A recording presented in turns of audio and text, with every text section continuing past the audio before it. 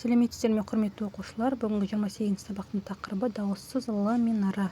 Сабақтың мақсаты л, р әріптерінің жазылу емлесін білемін, дерек көздерден мәлімет табуды үйренемін. 40-шы жаттығу. Мәтінді мәнерлеп оқы. Әкем маған ата-тегімнің аты жөнін үйретуші еді. Кімнің баласысың? деп сұрайтын ол. Мен Момыштың ұлымын. Момыш кімнің баласы? Момыш Имаштың баласы. Осылайша жеті атаға дейін жетелеп отырып санатады. Ал келген қонақ ең алдымен атамды сұрайтын. Сонан соң менің жеті ата жөніндегі біліміме риза болатын. Маған жылы лебіздерін білдіретін. Мәтін не туралы? Мәтін Бауыржан Момышұлы туралы. Бауыржанның әкесі қандай адам болған? Бауыржан Момышұлының әкесі өзінің ата тегін жақсы білетін, сауаты бар, көзқарақты азамат болған. Бауыржан Момышұлының өмірбаяны туралы дерек көздерден біліп ал. Мен сіздерге мына жерде шағын дерек көзін келтіріп кеттім. Және де басқа да дерек көздерінен қарасаңыздар болады Бауыржан Момышұлының өмірбаяны туралы. Мәтіндегі қарамен жазылған сөздердің айтылуы мен жазылуын салыстыр. Бұл жерде екі сөз берілген: риза және лебіздерін. Риза деп жазылады, айтылған кезде риза деп алдында а дыбысы естіледі. Сол сияқты лебіздерін деп жазылады, бірақ естілген кезде лебіздерін деп л дыбысының алдында дыбысы естіледі. 41-ші жаттығу. Сөздерді көшіріп жаз. Сөз басындағы л, р дыбыстарының айтылуына назар аудар. Осы сөздердің мағынасын түсіндірме сөздіктен біліп ал. Бұл сөздерді бірінші көшіріп жазамыз, және де сөз басындағы л, р дыбыстарының айтылуына назар аударайық. Мысалы, лашын деп жазылғанмен, ол дыбысталған кезде, яғни айтылғанда алдында л әрпінің алдында а дыбысы естіледі, лашын болады.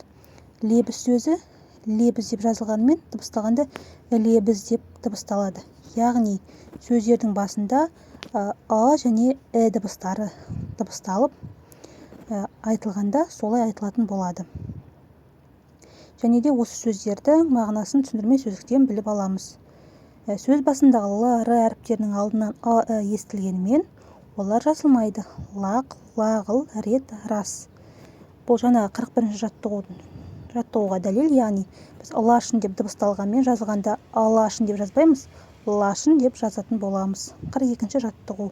Мақалдарды оқып көркем жаз. Еңбек түбі рақат, жомарт қолға аспандағы лашын қонады. Бұл жерде сөз басындағы л, р әріптерінің астынсыз олардың айтылу мен жазылуын салыстыр.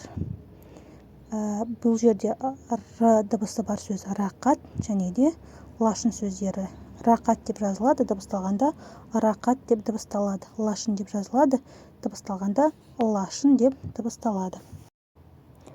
43-ші жаттығу. Сурет бойынша әңгіме құрастыр. Құрастырған әңгімеңді сыныптасыңа айтып бер. Суреттен қарапайым қазақ отбасын көріп отырмыз. Қолына қонжығын ұстап, атасының күйін тыңдап отырған Аяла және де әжесі Айша немересіне тоқыма тоқып беріп отыр. Стол басында әкесі Азамат пен ұлы Данияр шахмат ойнап отыр. Анасы ас үйде ас әзірлеп, отбасына дәмді тамақ дайындауда. Құрметті оқушылар, біздің бүгінгі сабағымыз аяқталды. Сабақ сіздерге пайдалы болған болса, міндетті түрде арнама жазылып, лайк басып, төменге пікір қалдыруды ұмытпаңыздар. Келесі сабақта жолыққанша аман сау болыңыздар.